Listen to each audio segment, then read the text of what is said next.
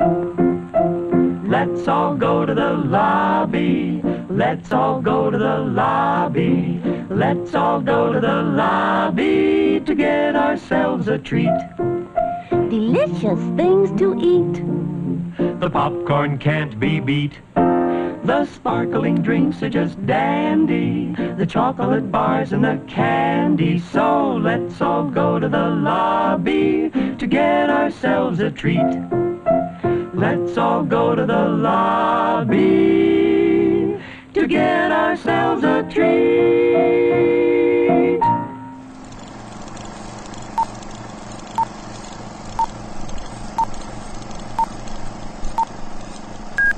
Hello everybody, I'm Alby, and welcome to Seen Anything Good lately. I'm Zach. Hello, Zach. This is a podcast that we are doing about television shows and the movies maybe at some point down the line. Sure, we're doing a podcast about things that we watch, whether it is on a television, an iPad, a Nokia Engage, PSP Vita, wherever you can watch media. Yeah, a Zune, wherever you can watch and ingest media. We're gonna talk about it. We're going to talk about all the shows that you care about. That's not true at all, because most of the time we probably like shows that you don't. But we're gonna try to explore some TV shows. We're gonna explore the new world of screen-based entertainment. Screen-based entertainment. Yes, that's what we're doing. That's what we're aiming for. And we want to open up a world of shows to you that maybe you didn't think about or maybe heard of in passing and went like, oh. And then hear other people talk about it and go like, oh, maybe I should watch that. Yeah. So this used to be, I'll give a little history, a podcast we did like 4 episodes of and then ended. But the branding, after I told Zach of the branding of this great show, we had to bring it back, you know? The name is too good not to make a Twitter account and tweet hot memes with. That's all I know. It is. And as your branding manager and executive producer, I feel like we can do a lot with the name. Yeah. It can go on shirts. It can go on hats. Wristbands, perhaps? I don't know. Lanyards. Everybody loves the lanyard. Who doesn't love a lanyard? Everybody does. So yeah, just to give you a brief overview of what we're trying to do here, we're going to be looking at television shows primarily for the time being. We may expand it, and probably will, into kind of deeper dives kind of things into television shows, but also we're going to look at some channel retrospectives. We're going to do some, look backs, look forwards kind of stuff, some conversations about various aspects of the industry, certainly news if it pops up. But for this one, our blanket kind of starting, kind of basic, kind of generic brand of Seen Anything Good lately, with the local shopping goods thing on it. Yeah, it's the great value of podcasts. Put that as the motto. This is the great value form of Seen Anything Good lately. We are gonna just ask the simple question: hey Zach, have you seen anything good lately? I have. I've seen a show that everybody has been talking about in one way or another because it's been making waves on the internet since it came out mid-July of this year, our Lord 2018, and it goes by the name of Who Is America. And listen, why are you sighing about Who Is America? I've got mixed feelings on Who Is America.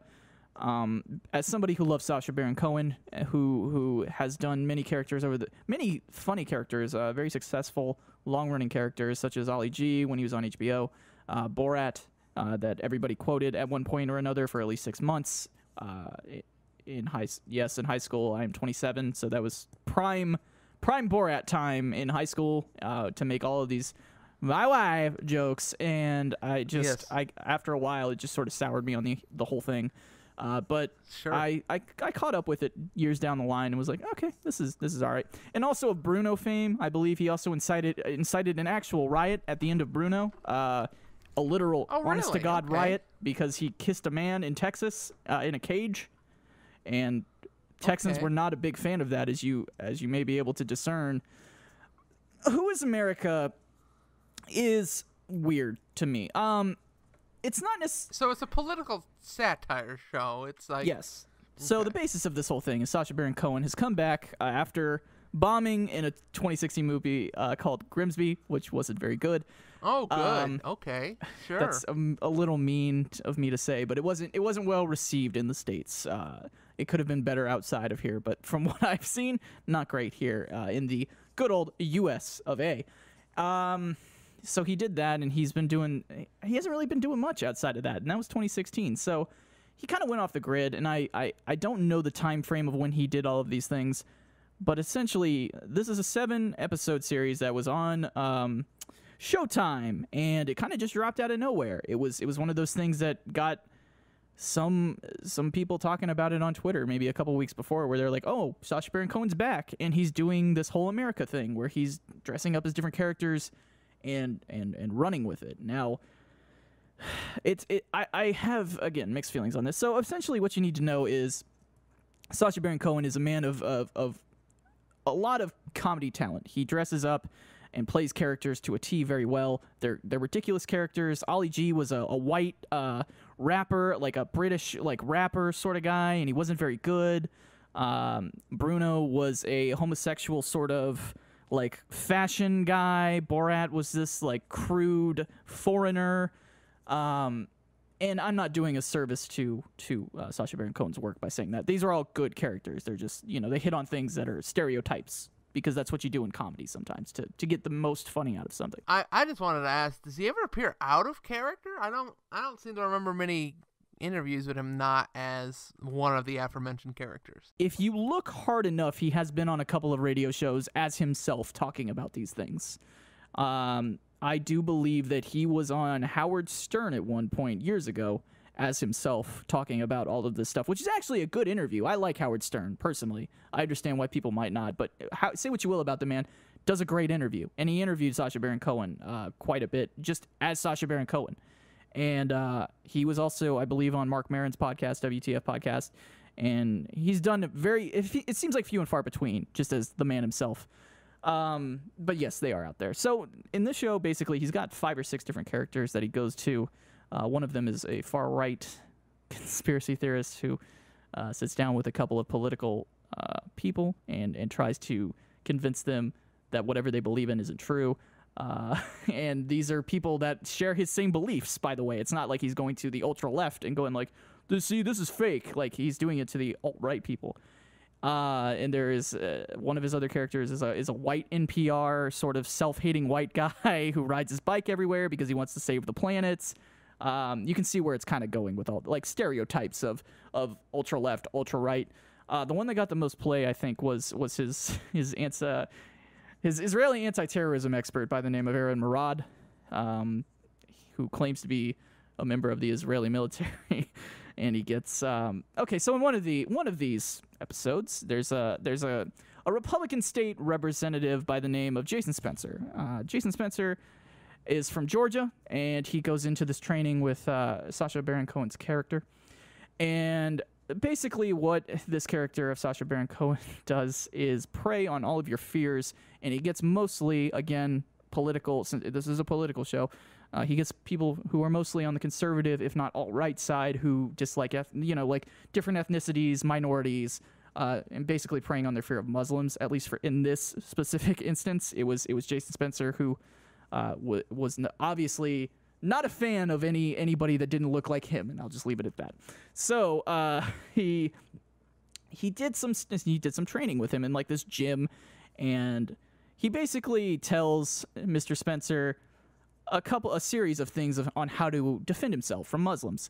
And it goes from something it starts out with the stakes a little higher than it ought to be, but it starts out with him basically convincing Jason Spencer to put a selfie stick under somebody's burqa to see if they are a woman. We take a selfie stick and we take a photo underneath. It is the same that you do with the car. These are photos that I took. already starting out sort of gross, and it doesn't get any better from there. The second thing he trains Jason Spencer to do is to walk backwards while showing his bare butt. ISIS are scared of being seen as homo. You know what it means, homo? Yeah. If your buttock touch them, it means they have become a... Homosexual. Now I am going to teach you how to use your buttocks to intimidate ISIS.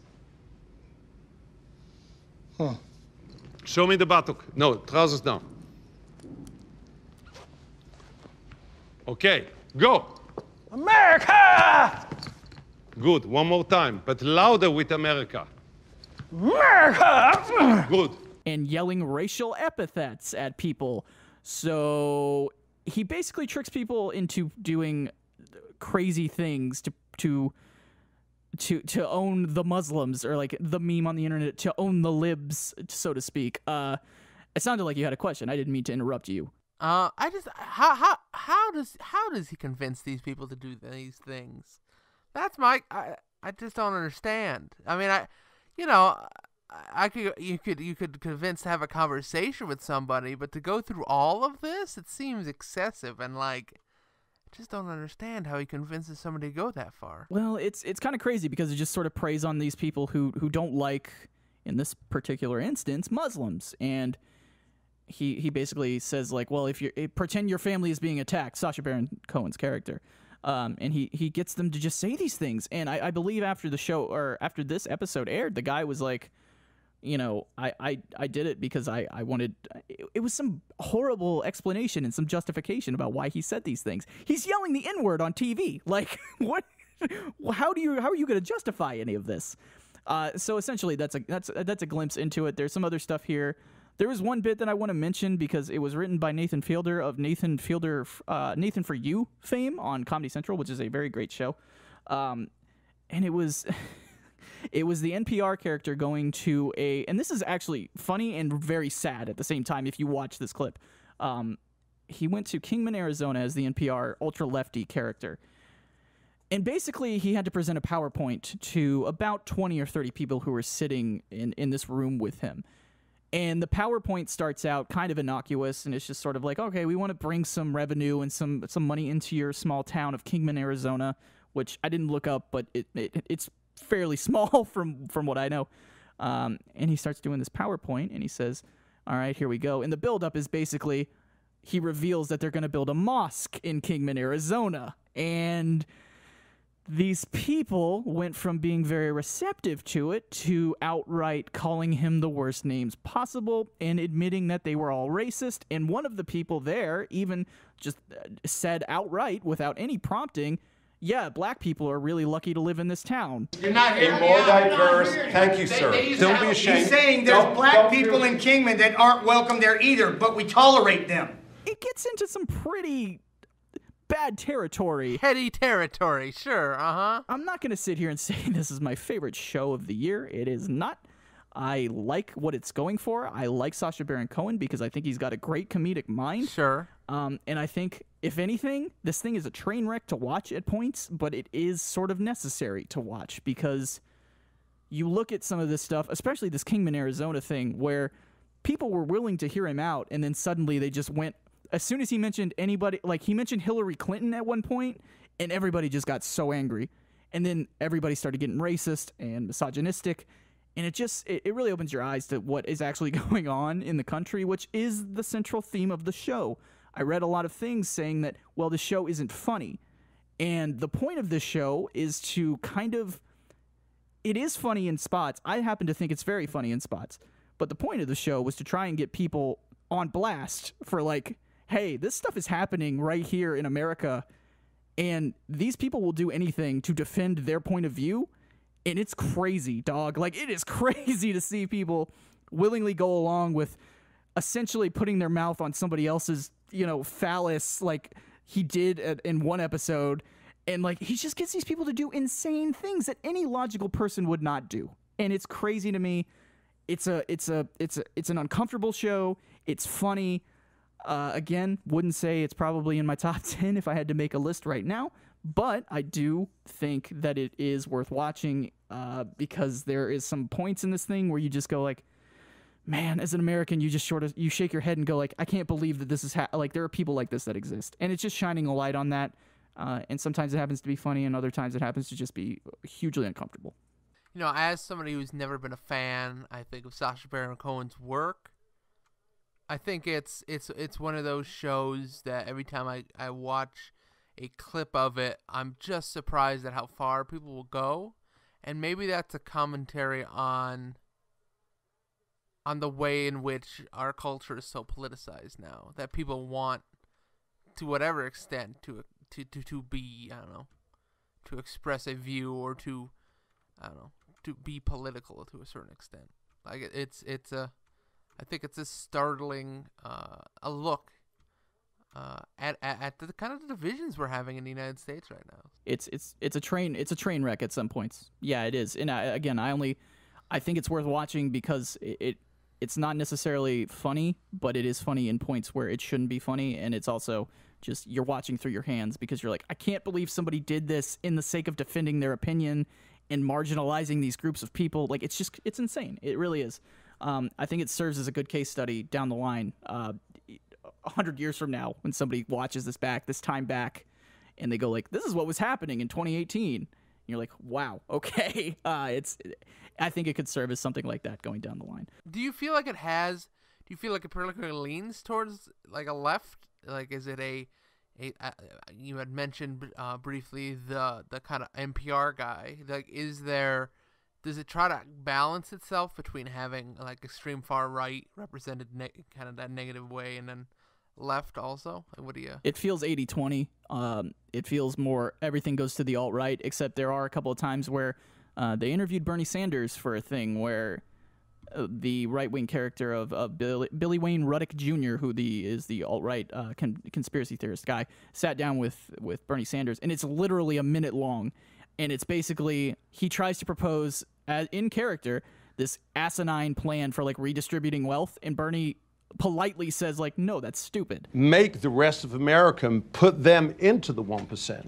Well, if you put everybody into the 1%, they wouldn't be the 1%. Well, no, it still would be. Really, I don't know what you're talking about. I really don't. And then it just ends, which I think says more about like where we are as a society with both of these sides, where it's like one side wants to do everything to defend their position, whether they are completely wrong about it, and then the other side goes like, well, that's kind of dumb. Why would you no?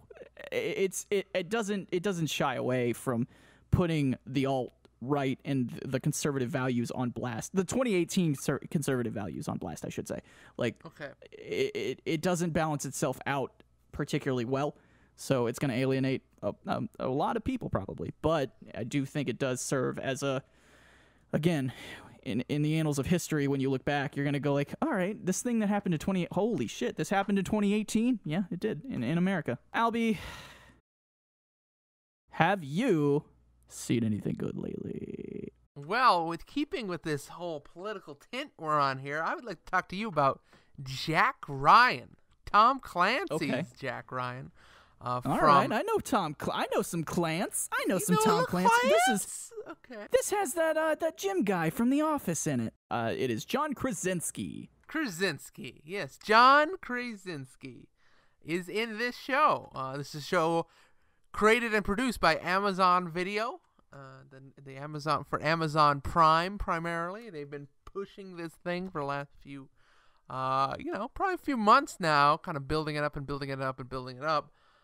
So Jack Ryan, if you don't know, focuses around the CIA agent, CIA analyst, Jack Ryan, who's kind of a type A kind of guy. He does a lot of research into finances. He's kind of somebody that looks at the numbers, but then also has some background being a former Marine who was injured at a certain point as Marine. So yeah, he's kind of got both the kind of CIA analyst stuff and also a more hardcore, Marine background to him as a character.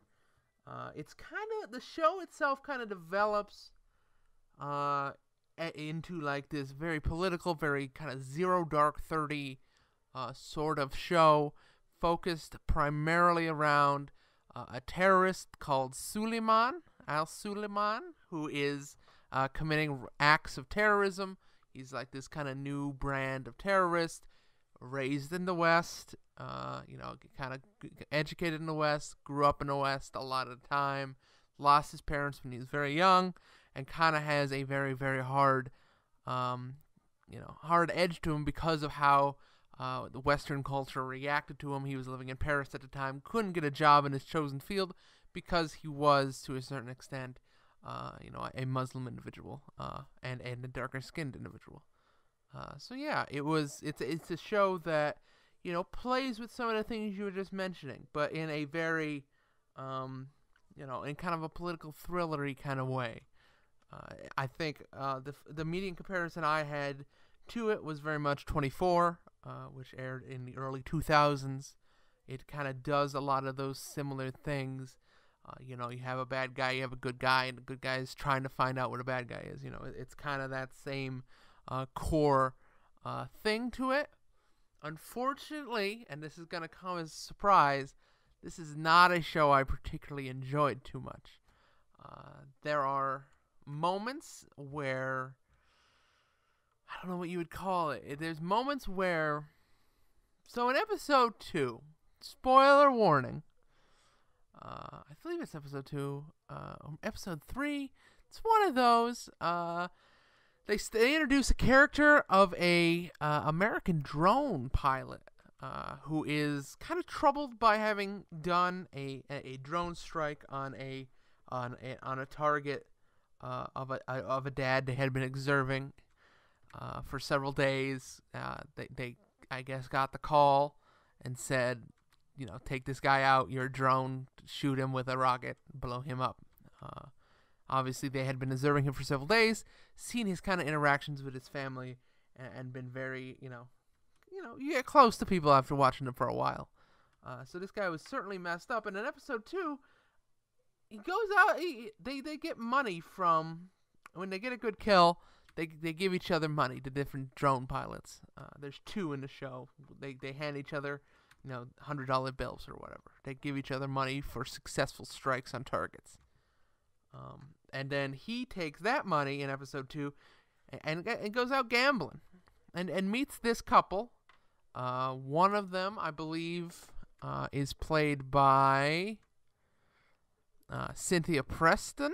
As of this recording, football came back the first week, and I saw some Jack Ryan stuff on the Red Zone that I was watching, and I don't know a lot about.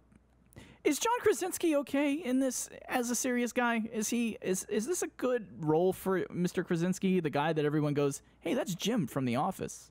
He does an adequate job of portraying, I think, the best out of. So if you don't know, Jack Ryan is a character that's been around a long time. He's a character that Clancy has written about extensively. There have been movies about him, I believe. Harrison Ford played him in a movie at some point. There was the recent one starring Chris Pine was in it. Jack Ryan is a character who is in The Hunt for Red October, Patriot Games, Clear and Present Danger, To Sum of All Fears. He's been around, let's just say that, as a character. To get back to my original point, and we'll edit that. I want to move that around a little bit. But so the person I was talking about was Lee Targinski. Lee Targinski. He was in the HBO show Oz.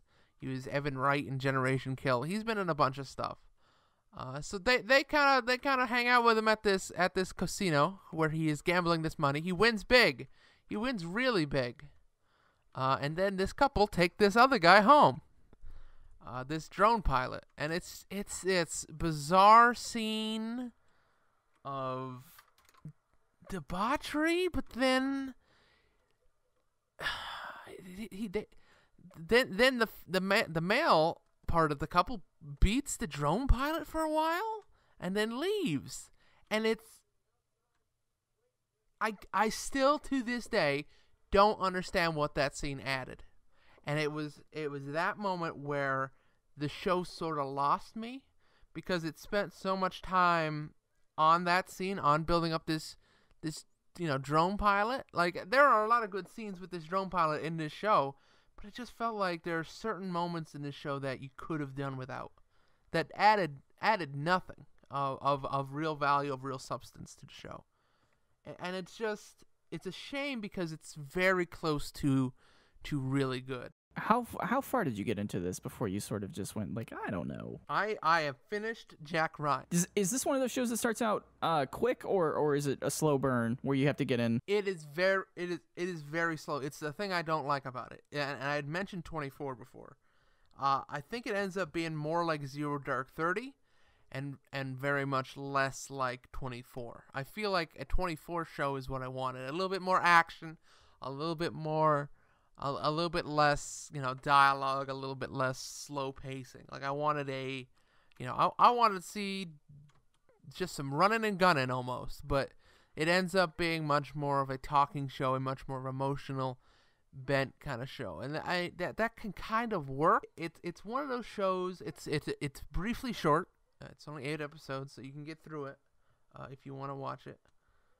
But it's one of those shows that I think will get better with a second season. It established these characters now. It's established a world in which we are telling stories.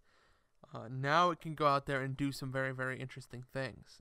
But at the same time, I don't know if I'm on board for that. It might be a better show season 2, but I don't know if I want to see that show.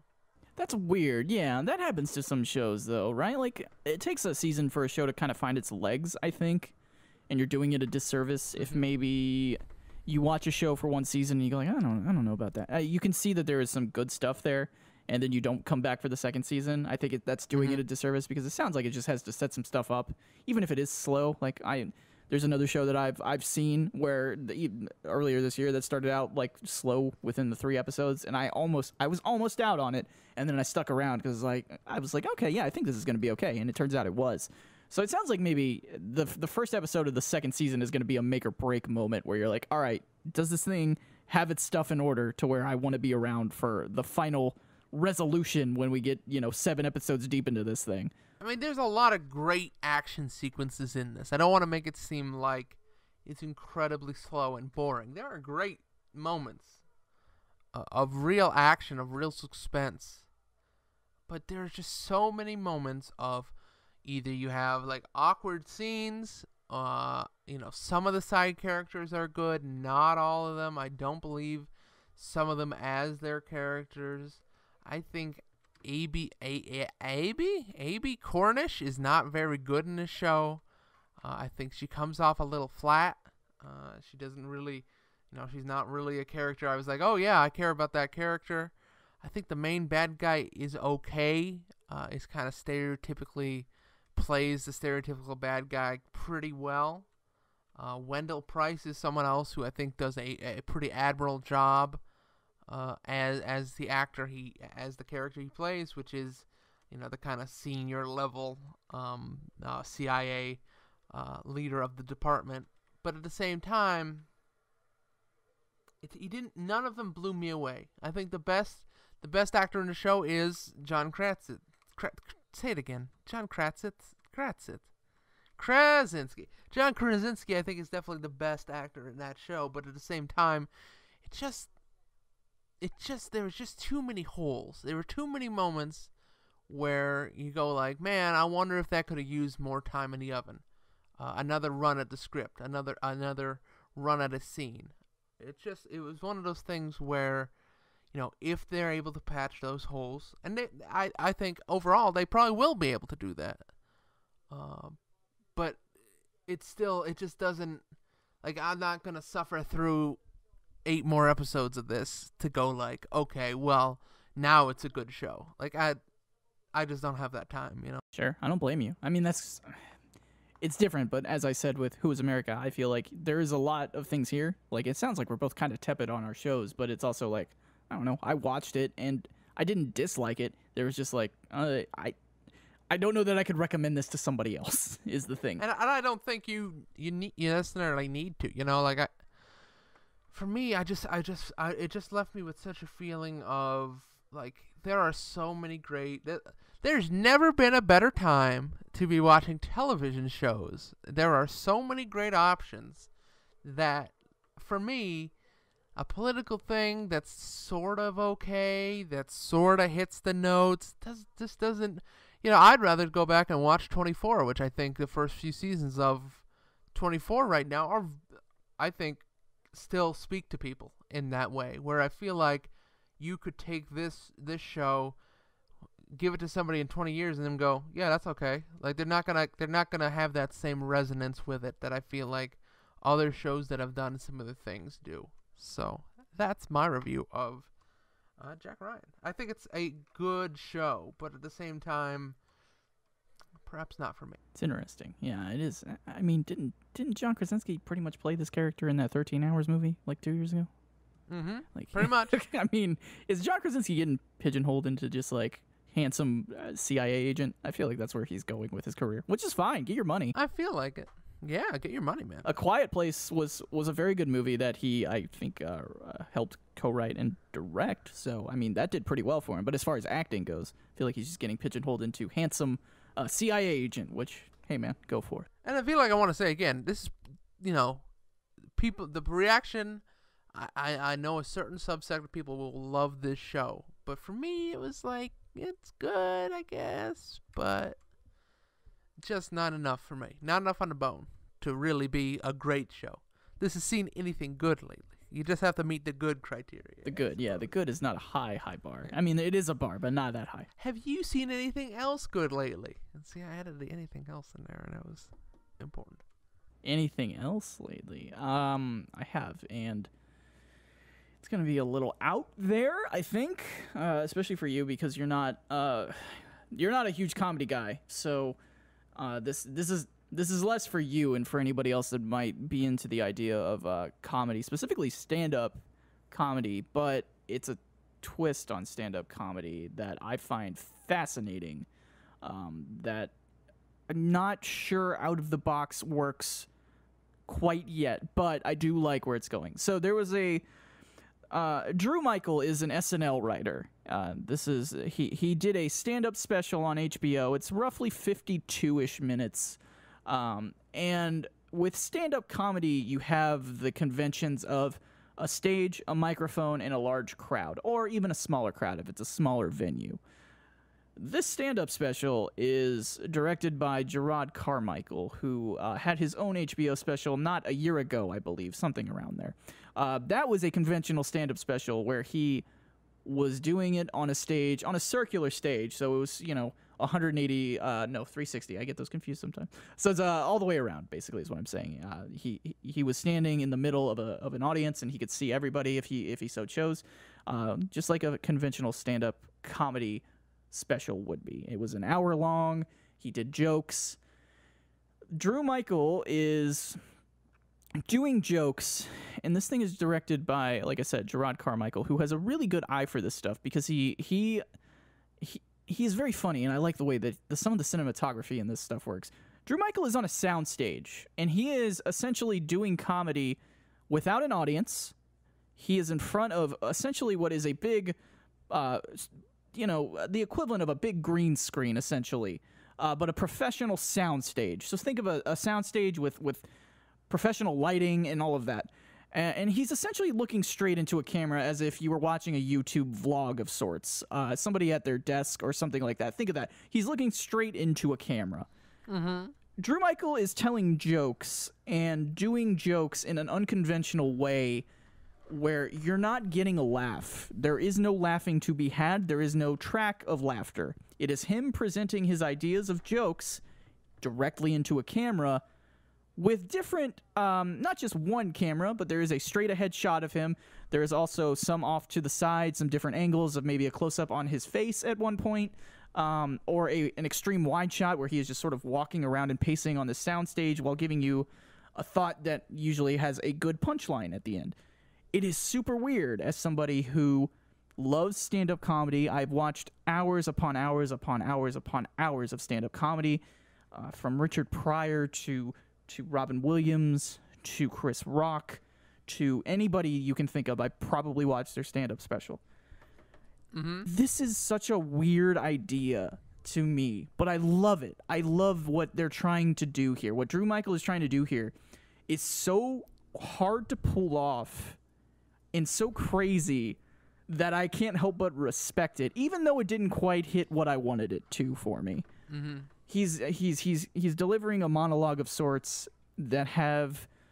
It's usually talking. I believe he's got some sort of hearing deficiency. He's not deaf or anything, but he talks about how he can't hear at certain points. He talks about his relationship issues, and again, when you're conditioned to watching stand-up comedy, you're conditioned to have the laughter in between these jokes. Sure. Uh-huh. There's nobody in there. It's just him.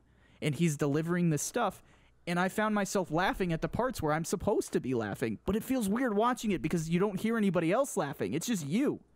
And you're like, oh man, this is like sort of intimate and like a really cool idea that I just don't know hit all of the notes for me. It was close. Like, I respect the hell out of him for trying because this is such a unique thing. Mm-hmm. And I found myself really enjoying it. And also there's some interstitial stuff where he is talking to his girlfriend, who is played by an actress. I believe her name is Suki Waterhouse, and she is on camera at points, so she is straight on to the camera as if she was looking into like a phone, and they are like, going back and forth on FaceTime or whatever it might be. It plays with images. It plays with lighting.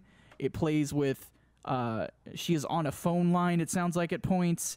It's super weird, and it's super out there for a comedy special in 2018. And I wanted to go read up on it because I wasn't sure how it was probably going to be pretty polarizing. And it was to a lot of people, where if you were my age, you thought, like, this is a really cool idea, and I want to see more of this. But then there were also people who were maybe 15, 20 years older going, like, I think this was a comedy special. I don't know what it was going for. I didn't find it funny. Haha. Sure. Like, it was one of those things where somebody took a huge swing, and it was either going to fail spectacularly or it was going to do something where you're like, okay, I can see this being something that going forward can be done. And for me, I fell on the side of, like, I really liked what they were going for. I just felt like Drew Michael's content that he was delivering for the jokes was missing a couple of things here and there. And I'm not by any means not a comedy writer or anything like that. Yeah. Everybody's got their own content and their own things that they mind to be funny. But there were just times where I was hoping for a little bit more of a certain joke here or a certain punchline here or whatever it might be. And that's just me doing the analytical mindset of like, well, I maybe would have tried this or that. But again, this guy's writing for SNL. I can't tell him how to live because he's obviously doing better than me. But it's just, it was so interesting and so crazy that it stuck with me. And even though it wasn't, again, might not have been the funniest thing I've ever watched, I respected it because it was so different and so unique. And I really couldn't stop thinking about it for a couple days because I was like, man, this is a really, like, this guy went to a professional soundstage in California with another guy, and it's just him delivering the jokes with probably 2 or 3 other, like, crew members in there as they're, recording the thing. And he's got to know that stuff's funny or it's just going to die on the vine. And yeah, I don't know. It's fascinating for me to think about as somebody who loves comedy. And it was flawed for sure, but I'd like to see more of that going forward. And it was really, really cool. And I recommend it if you like comedy, because it's going to be hard for anybody else to sort of like that thing, I think. I would not recommend it to you, Alby, just because I know you're not a comedy guy. But if somebody who, like me, loves watching stand-up, will watch endless amounts of stand-up, I recommend you go give it a shot. You're going to fall on one of 2 extremes. You're going to love it, you're going to hate it. But I think it really sets the bar for something cool going forward, like in the stand-up scene. And I think Gerard Carmichael said that in a couple of interviews where he was like, I don't know, man, it just feels like stand-up's kind of, you can keep doing it the way it is, or you can try to do something that, and fail at it. But I want to try some different things with it. And I respect the hell out of that. I think that's really cool. And it's not going to be for everyone, but I'm glad I watched it. It was a fun sort of like, all right, yeah, the creativity is here. And I really, really, I respect it so much for trying, even though it may not have gotten to where I wanted it to get to. It feels incredibly intimate because it's just one dude pacing around on a soundstage with different camera shots that are either super tight on his face or an extreme wide shot where he is, walking around delivering the setup to a joke. And it's one of those, it feels like sort of like you're watching somebody's innermost thoughts almost, and it feels sort of perverse at times where you're just sort of watching this person give these deep, intimate, and funny thoughts where you're just like, man, there's nobody here to hear. I'm the audience is literally you. Like, there is no other audience other than you specifically, the person watching it, and it's up to you to decide, like, is this funny, or is this, did he do this? I go back to, like, you have to be supremely confident in your abilities to make somebody laugh if you're going to shoot this thing, because there is nobody to tell you that this is going to be funny. At least with a stand-up comedy special, with an audience, because they will be laughing, they will be heckling, they will be booing, whatever it might be. You have to have refined comedic skills in order to do something like this. And I can't hammer that home enough, because he did a really good job. And it was one of those things where it could have been a train wreck if you don't have the material prepared, and it's just a bunch of rambling thoughts that don't have any cohesive sort of undertone to them, I guess the thing is, like, do you think this is going to become the slam poetry of comedy now? Like, doing this kind of different thing? Do you feel like it kind of tries to be more intellectual with comedy in some way, to try to be some kind of, like, very different, very emotional kind of linkage thing with it? Or do you feel like, could you see other comedians trying to copy this same kind of thing in the future? That is actually a very good question. Yeah, I don't want to get on a whole tangent about comedy here, but we're at a point right now, I think in 2018, where the very open and honest and brutal comedy coming straight from the heart of, like, I am messed up as a person, and, I am depressed, or, like, anything talking about your mental health, or anything talking about relationship. It feels like in 2018, those are the things that a lot of people are hitting on, and that feels the most fresh, or it feels the most relatable. Like, we all go through these things, so comedy is about being relatable to your audience. Sure. Because if it's not relatable, people aren't going to laugh. And I feel like the slam poetry thing is an interesting way to phrase it, I think. I hadn't thought about it that way, but it does certainly feel like somebody is going into a coffee shop and sort of giving you their innermost thoughts on themselves, or being completely introspective or reflective, or just mining the inner depths of their soul to try and figure out who they are as a person.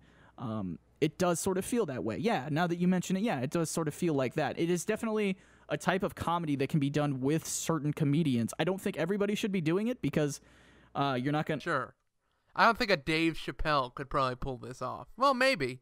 Dave is very good at that kind of rambling. I feel like I don't know, that's weird. It just depends on who you are. Like, I know a couple of comedians, like Mike Birbiglia could probably do something like this, because he is a guy that goes really deep into the self-introspective, sort of telling long stories and hitting you with a punchline that you didn't expect.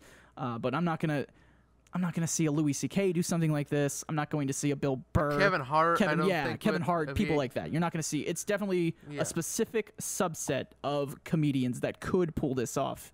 Not everybody. And maybe because it is, like you were saying, so many comedians right now are trying for this very introspective, very kind of soul-searching thing. Maybe because he's able to do this kind of dark room thing, it makes it feel more emotionally connective. Like, it does. Maybe he's trying to be, he's trying to reach you in a way that maybe your typical, when you're standing on stage in front of a big crowd, you can't really emotionally connect with a person.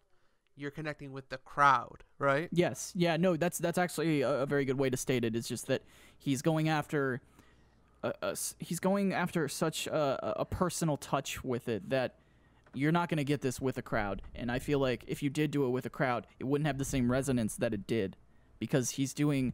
There's even some nice audio manipulation in here. There's some good subtleties that happen with editing in this that I really enjoy as somebody who looks at audio and video a lot. Sure, yeah. Where he talks about not having a great hearing, and the audio dips out when he starts talking about this. You can hear it sort of fade out and go to a point where you can barely hear it, which I thought was a really cool little touch to him talking about the joke. I'm trying to think about, like, why that is, like, what made me that way. I think the biggest reason is I have a hearing loss that I've had since I was really young. When I was 3 years old, I failed the hearing test, and my doctor was like, "You need hearing aids." And I said, "No." And he said, "Oh, okay. You just, like, let me do it?" I'm 3. Why am I making this choice? Someone make it for me.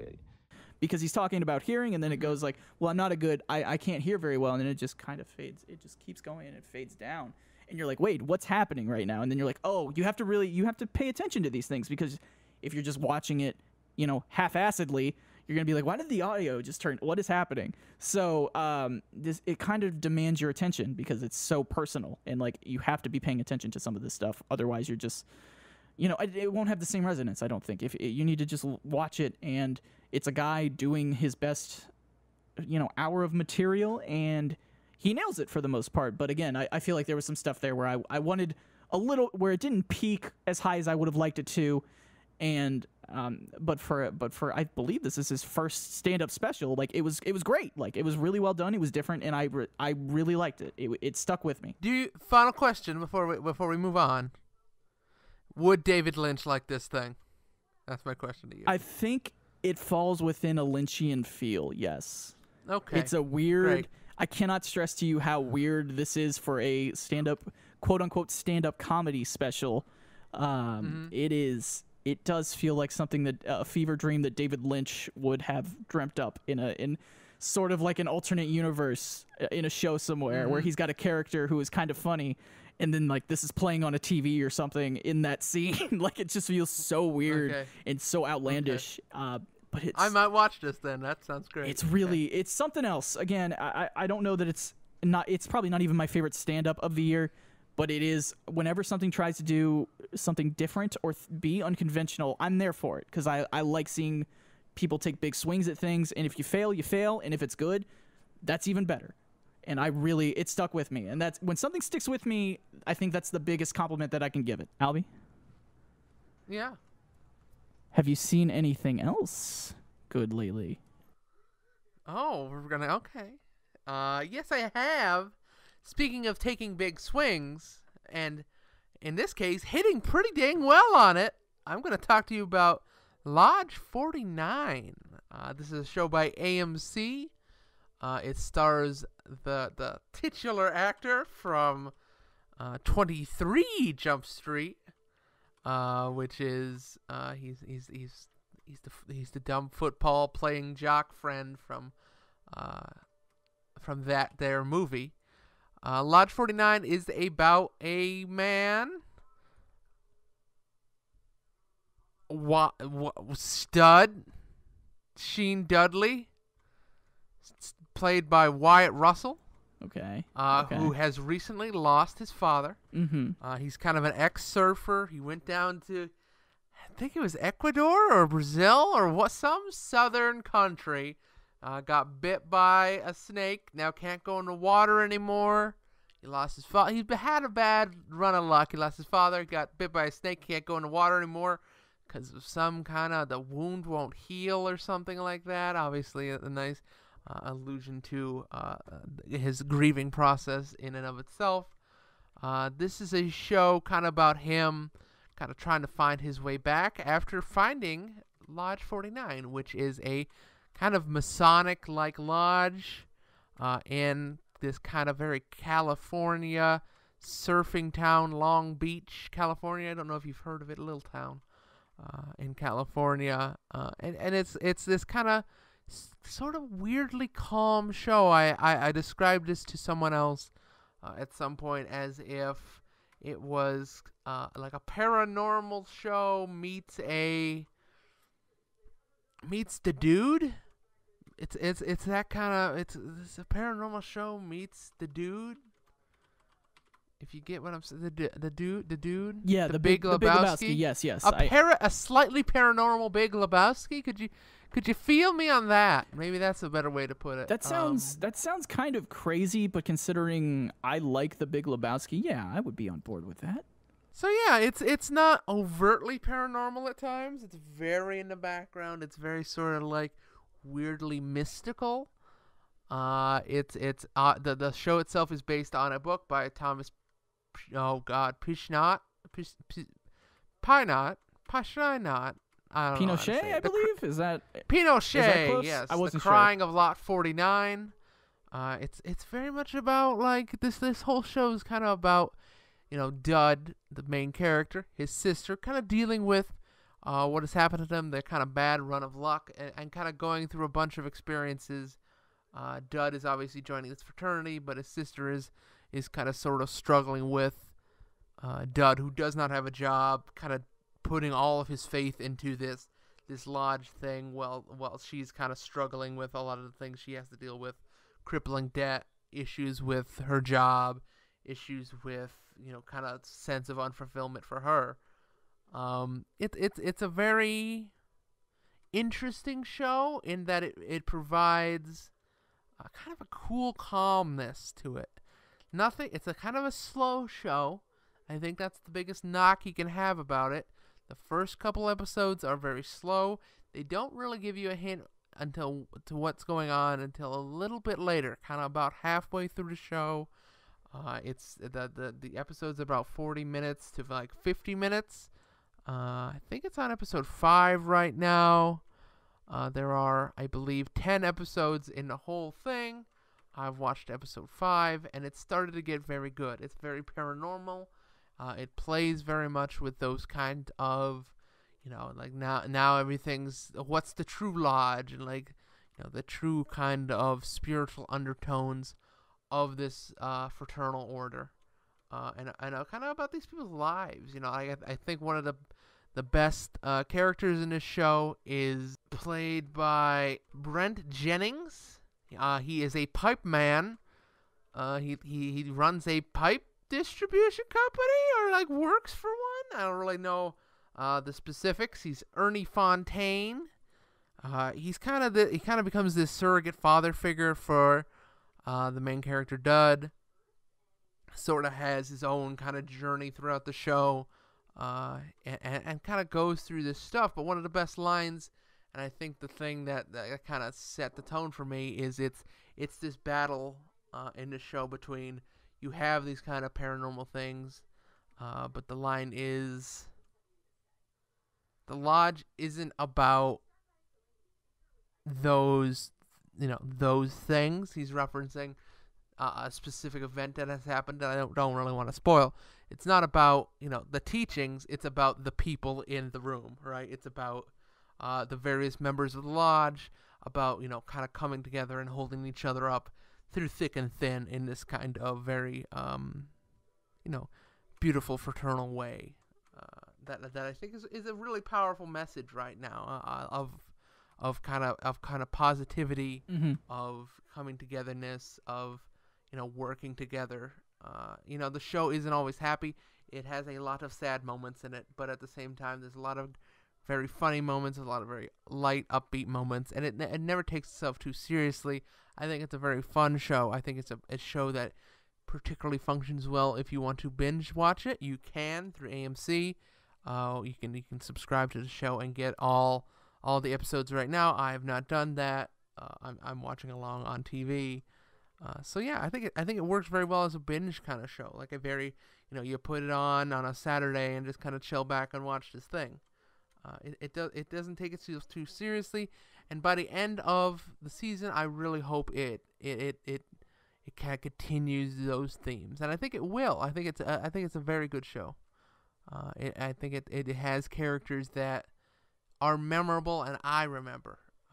I can look back on moments there between characters and really remember those moments and how they got there. So I think it's a very solid show. I really do recommend people give it a try. Might as well have one unabashed seen anything good lately recommendation on this show. It's 100% a show I think more people need to watch. Yeah, I was looking this up. I wanted to. It says comedy drama as the genre for what I'm looking at here. Is that a fair assessment of this show? Sort of. I mean, I would say it's closer to comedy, but there are dramatic moments of, I think early on in episode 1, he kind of has a speech about how bad things have been for him lately.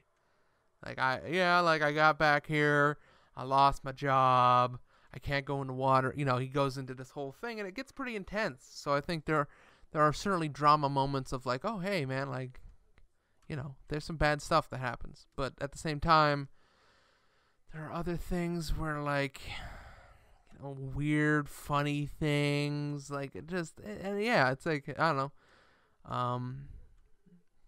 just lots of fun things like that I think are really good for this show. Yeah, it looks weird. I was watching some trailers for it. Also, I do want to correct myself. I said Pinochet. I confused Thomas Pinchon with Chilean General Augusto Pinochet. My bad on that one. I watched some of the trailers on this, and it looked so weird. And like even just the poster I saw of it on like IMDb, it looked like he was underwater and like sitting on a couch. And I was like, what is this? I don't know. What is this show? But it does sound kind of interesting to me. I'm usually willing to give anything a try. I don't discount anything.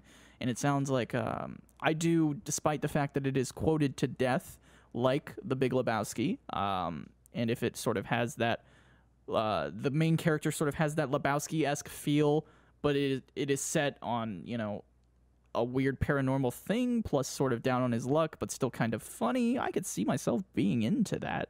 Definitely. It's sort of unique in that you don't see a lot of shows about Long Beach that aren't surfing shows. He's an ex-surfer. He doesn't go surfing in the show. It's like Long Beach, but from the land. It's a lot of cool blue colors. I think they chose the color palette for this show very well. It's so different and unique and very calm, and you feel like you could walk into. It feels like that feeling you have when you walk into a coffee shop at 8 a.m. and the air conditioning is on, and it's cold. You adjust out, and it's kind of hot outside, but now you're just walking in, and it's all cool. And that few seconds when that air conditioning first hits you, that's this show. That's the feeling that I get when I watch this show. It's a good feeling. I could definitely be on board for that. It's just such a unique idea. It's such a unique setting.